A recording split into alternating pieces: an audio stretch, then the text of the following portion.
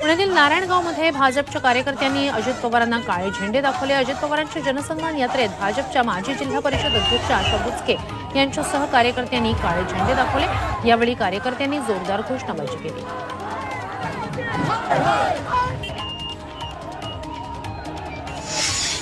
काहीतरी घडल्याशिवाय काळे झेंडे दाखवले नसतील असा खोचक टोला संजय राऊतांनी अजित पवारांना काळे झेंडे दाखवल्यावरून लगावला। तर तीनही पक्षांनी स्थानिक नेत्यांचा मान राखावा अशी सावध भूमिका छगन भुजबळांनी घेतली आहे। आगामी विधानसभेच्या निवडणुका नोव्हेंबर महिन्यात होण्याची शक्यता आहे। पुण्याच्या सभेत मुख्यमंत्री एकनाथ शिंदे यांनी याबाबत संकेत दिले। तर असे संकेत देणारे मुख्यमंत्री कोण असा सवाल खासदार संजय राऊतांनी विचारला। हे काम निवडणूक आयोगाचं आहे, निवडणूक आयोगालाही खोके दिलेत का असा सवाल त्यांनी केला। संजय राऊतांनी अनिल देशमुखांची नागपूरमधील निवासस्थानी भेट घेतली। दोन्ही नेत्यांमध्ये बराच काळ चर्चा झाली। त्यानंतर त्यांनी एकत्र पत्रकार परिषद घेतली। आम्ही तुरुंगातील अत्यंत वाईट काळ एका वेळेस नागपूरमुळे काढला असं वक्तव्य दोघांनी एकत्र केलं। जळगावात अजित पवारांच्या राष्ट्रवादीला मोठा धक्का बसला। अजित पवारांच्या राष्ट्रवादीचे जळगाव महानगराध्यक्ष आणि संपूर्ण कार्यकर्त्यांनी पक्षाचा राजीनामा देऊन शरद पवारांच्या पक्षात प्रवेश केला। सुप्रिया सुळेंच्या दौऱ्यादरम्यान महिला मेळाव्यावेळी हा पक्ष प्रवेश झाला। सुप्रिया सुळेंनी पुन्हा एकदा राष्ट्रवादी फुटीमागे दिल्लीतील अदृश्य शक्ती असल्याचा आरोप केला। दिल्लीतील अदृश्य शक्तीनं राष्ट्रवादी फोडली, आमचं घर उद्ध्वस्त केलं, चिन्हही हिरावून घेतलं असा आरोप अमळनेरमधील सभेतून सुप्रिया सुळेंनी केला। धुळ्यात सुप्रिया सुळेंनी मवियाच्या घटक पक्षांची संयुक्त बैठक घेतली। या बैठकीत संविधान अद्यापही धोक्यात असल्याचा इशारा त्यांनी कार्यकर्त्यांना दिला। तसंच जोपर्यंत सत्तेत भाजप युती सरकार आहे तोपर्यंत संविधानाला धोका असल्याचं त्या म्हणाल्या। विधानसभा निवडणुकीसाठी काँग्रेसकडून राज्यनिहाय वॉर रूम प्रमुखांची घोषणा करण्यात आली। महाराष्ट्राच्या वॉर रूम प्रमुख पदाची जबाबदारी चल्लावामशी चंद्ररेड्डी यांच्याकडे देण्यात आली। केरळचे खासदार शशिकांत सेंथिल यांच्या नेतृत्वात तिन्ही राज्यांची वॉर रूम काम करणार आहे। नांदेडच्या भोकरमध्ये ओबीसी मेळावा होणार आहे। शहरात मोठी रॅली काढली जाणार आहे। ओबीसी नेते प्राध्यापक लक्ष्मण हाके यांच्या उपस्थितीत या मेळाव्याचं आयोजन करण्यात आलंय। रॅलीनंतर सभा होणार आहे। लक्ष्मण हाके कार्यकर्त्यांची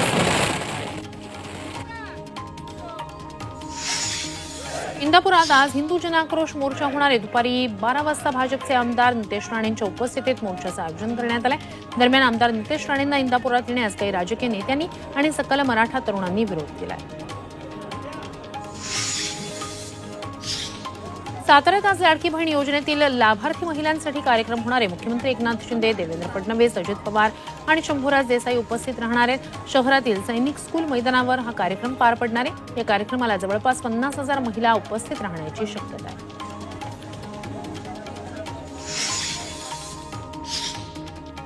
आम्हाला लाडकी बहीण योजनेचे पैसे नको, पण आमचा 7/12 कोरा करा अशी मागणी खेडच्या महिलांनी केली।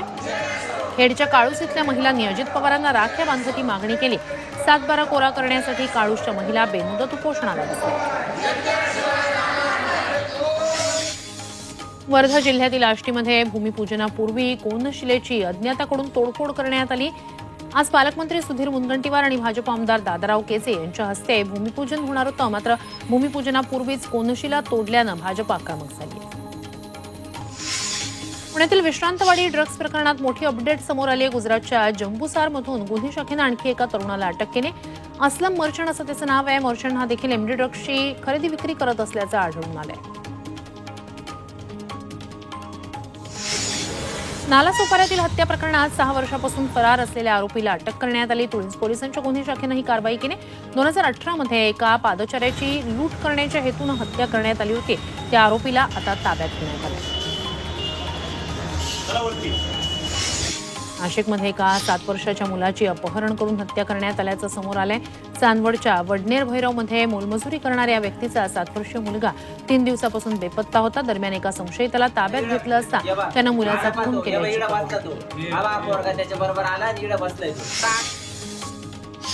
दाभोलकर खटल्यासंदर्भात हायकोर्टात अपील करा अशी विनंती दाभोलकर कुटुंबियांनी सीबीआयकडे केली आहे। पुराव्याअभावी पुणे सत्र न्यायालयानं 10 मे रोजी तिघांना दोषमुक्त केलं होतं। 100 दिवस उलटूनही सीबीआयनं या निर्णयाविरोधात हायकोर्टात आव्हान दिलं नाहीये। वाशिम पोलिसांनी रेल्वे स्टेशन परिसरातील पंचशील नगरजवळ 10 किलो गांजासह एका आरोपीला अटक केली आहे. मिळालेल्या गोपनीय माहितीवरून सापळा रचत ही कारवाई करण्यात आली. जप्त करण्यात आलेल्या गांजाची किंमत 1,20,000 रुपये इतकी आहे. गेल्या 3 दिवसात गांजा पकडण्याची ही तिसरी घटना आहे. लाखांदूर तहसील कार्यालयात अस्वच्छता दिसून येते. जागोजागी भिंती खराब झाल्या आहेत तर पायऱ्यांच्या खाली कचऱ्याचा खच पाहायला मिळतोय. एकीकडे देशात स्वच्छ भारत मिशन राबवत असतानाच सरकारी तहसील कार्यालयाची ही अवस्था असेल तर कुणाला जाब विचारणार असा प्रश्न नागरिकांना पडलाय. अकोल्यातील आलेगाव इथे बंदी असलेल्या गुटख्याच्या गोडाऊनवर कारवाई करण्यात आली आहे. पोलिसांनी केलेल्या छापेमारीत 5.5 लाखांचा गुटखा जप्त करण्यात आला. या प्रकरणी एका व्यक्तीवर गुन्हा दाखल करण्यात आलाय. नागपुरात न्यायालयाचं कामकाज सुरू असताना हृदयविकाराचा झटका येऊन एका वकिलाचा मृत्यू झालाय. खटल्याची सुनावणी करत असताना त्यांनी युक्तिवाद पूर्ण केला. त्यानंतर अचानक हृदयविकाराचा झटका येऊन त्यातच त्यांचा मृत्यू झाला. पनवेल महामार्गावर खारघर इथे मध्यरात्री एका कारनं पेट घेतला. वाहन चालक तात्काळ बाहेर आल्यानं जीवितहानी टळली, मात्र कार जळून खाक झाली आहे. दरम्यान अग्निशमन दलानं घटनास्थळी धाव घेत आग विझवली.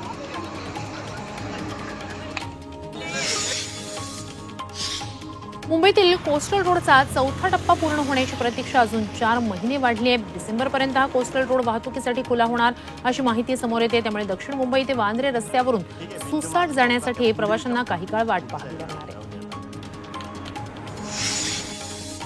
पुण्यातील 33,000 शेतकरी कर्जमाफीपासून वंचित आहेत. आधार कार्ड बँक खात्यांना लिंक नसल्यानं 50,000चा लाभ मिळण्यापासून शेतकरी वंचित राहिलेत. त्यामुळे आधार कार्ड बँक खात्यांना 17 सप्टेंबरपर्यंत लिंक करावं असं सहकार विभागानं शेतकऱ्यांना आवाहन केलंय. लसणाचे भाव सध्या चढे आहेत. तशातच लसणाचा काळाबाजार करणारे चक्क सिमेंटचा लसूण विकतायत. अकोला शहरात चक्क हुबेहूब लसणासारख्याच दिसणाऱ्या सिमेंटचा लसूण आढळून आला. सिमेंटला पांढरा रंग देऊन हा लसूण तयार करण्यात आलाय. वाशिम कृषी उत्पन्न बाजार समितीत हरभऱ्याला सध्या चांगले दर मिळत आहेत. हरभरा 7,400 रुपये प्रति क्विंटलच्या उच्चांकी दरावर पोहोचलाय. मात्र शेतकऱ्यांकडे माल शिल्लक नसल्यानं आवक घटली आहे. त्यामुळे वाढलेल्या दराचा फायदा शेतकऱ्यांपेक्षा व्यापाऱ्यांना होतोय. राज्यभरातील संपावर गेलेल्या डॉक्टरांच्या विविध मागण्यांसाठी मुख्यमंत्री एकनाथ शिंदे यांनी केंद्रीय आरोग्यमंत्री जे.पी. नड्डा यांच्याशी फोनवरून चर्चा केली. तसंच यावर तोडगा काढावा अशी विनंती केली आहे. तर या प्रकरणी सकारात्मक तोडगा काढू असं आश्वासन नड्डा यांनी दिलंय. कोलकाता हत्याकांडातील महिला डॉक्टरला गोंदियात श्रद्धांजली वाहण्यात आली. एनएसयूआयच्या कार्यकर्त्यांनी कॅन्डल मार्च काढत या निर्घृण हत्येचा निषेध नोंदवला. 1 मिनिटाचं मौन राखत पीडितेला श्रद्धांजली वाहण्यात आली.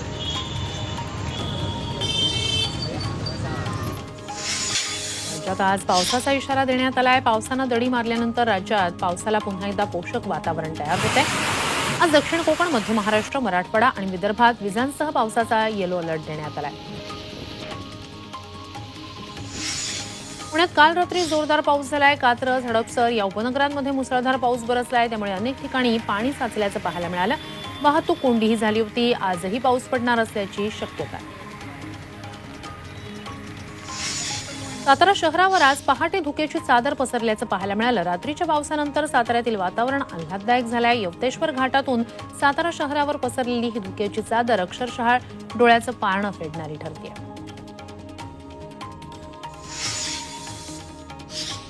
मंकीपॉक्स भारताच्या वेशीवर आल्यानं भारत सरकार अलर्ट मोडवर आलंय. तामिळनाडू राज्यानं विमानतळ आणि आरोग्य अधिकाऱ्यांना सतर्क राहण्याचे आदेश दिलेत.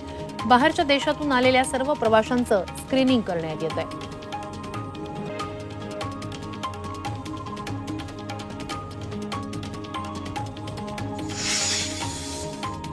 मंकीपॉक्सच्या वाढत्या धोक्याच्या पार्श्वभूमीवर माजी मुख्यमंत्री पृथ्वीराज चव्हाण यांनी मुख्यमंत्री एकनाथ शिंदेंना पत्र लिहिलंय. पत्रातून त्यांनी मंकीपॉक्सच्या विषाणूबद्दल चिंता व्यक्त केली. तसंच हायरिस्क देशांमधून येणाऱ्या सर्व प्रवाशांसाठी मुंबई विमानतळावर प्रोटोकॉल लागू करण्याची मागणी केली आहे.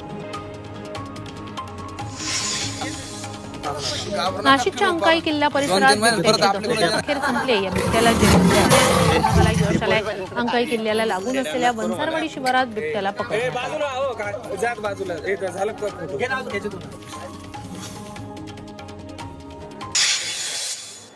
रायगडमधील पेणच्या गणेश मूर्तींना जीआय मानांकन मिळालेलं आहे, त्यामुळे मूर्तींच्या मागणीत वाढ झालेली आहे. गणेश मूर्तींची पंढरी अशी ओळख असलेल्या पेणमधल्या चित्रशाळांमध्ये गणेश मूर्ती बनवण्याची लगबग सुरू आहे. राज्यासह परदेशातही इथून गणेश मूर्ती रवाना झाल्या.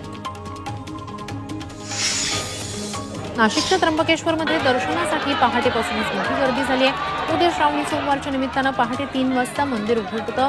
मात्र ब्रह्मगिरी फेरीसाठी पूर्ण राज्यभरातून भाविक दाखल झाले, त्यामुळे त्र्यंबकेश्वरमध्ये आजपासूनच मोठी गर्दी पाहायला मिळते.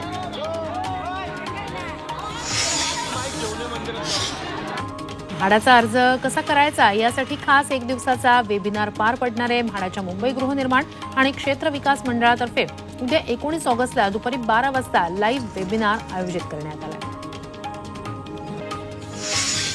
वर्ध्याचे पोलीस अधीक्षक म्हणून अनुराग जैन यांनी पदभार स्वीकारलाय. पोलीस अधीक्षक नूरुल हसन यांनी मुंबईत बदली झालेली आहे. पोलीस अधीक्षक नूरुल हसन यांनी अनुराग जैन यांना पदभार सोपवत उपस्थित अधिकाऱ्यांची ओळख करून दिली.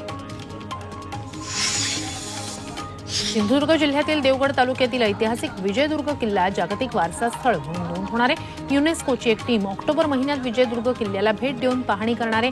त्यानंतर ही घोषणा केली जाणार आहे. पुण्यातील कार्यक्रमात उपमुख्यमंत्री देवेंद्र फडणवीस यांनी राहुल गांधी यांच्या खटाखट योजनेवरून खिल्ली उडवली आहे. याला ठाकरे गटाचे खासदार संजय राऊत यांनी जोरदार प्रत्युत्तर दिलं. आपलं सरकार असलेल्या राज्यांमध्ये सर्व योजना सुरू आहेत, मात्र कर्नाटकमध्ये योजनेची घोषणा झाली पण योजना सुरू झाली नाही, असा आरोप उपमुख्यमंत्री देवेंद्र फडणवीस यांनी विरोधकांवर केलाय. त्याला सुप्रिया सुळेंनी उत्तर दिलंय. दगड मारायचं आणि पळून जायचं ही भाजपची स्टाईल असल्याचं सुप्रिया सुळे म्हणाल्या.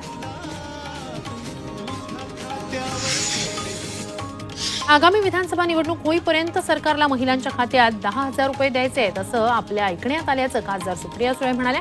तर 50 खोके एकदम ओके असणाऱ्या सरकारला स्वाभिमानी महाराष्ट्राची माणसं कळलीच नाहीत, असा टोला यावर सुप्रिया सुळेंनी लगावला.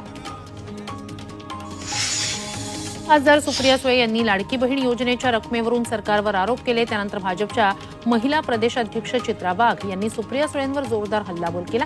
पैसे सर्वसामान्य महिलांना मिळत आहेत, त्यामुळे यांची जळजळ होते अशी टीका चित्रा वाघ यांनी एक्स समाज माध्यमावरून केली आहे. नाशिकचे पालकमंत्री दादा भुसे यांनी अचानक बँकेत भेट देत लाडकी बहीण योजनेबाबत पाहणी केली. द्वारका इथल्या एसबीआय बँकेत जाऊन त्यांनी परिस्थितीचा आढावा घेतला. उपस्थित महिलांशी आणि बँक प्रशासनाशी संवाद साधला.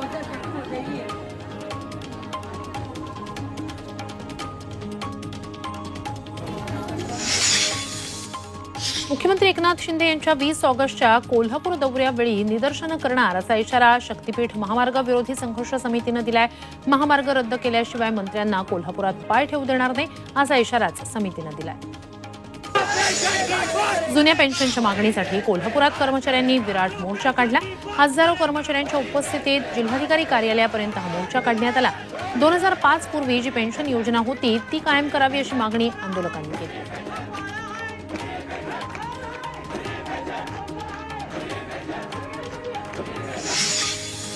गडचिरोली जिल्हा शल्यचिकित्सकपदी अखेर डॉक्टर माधुरी किल्लाके यांची नेमणूक करण्यात आली.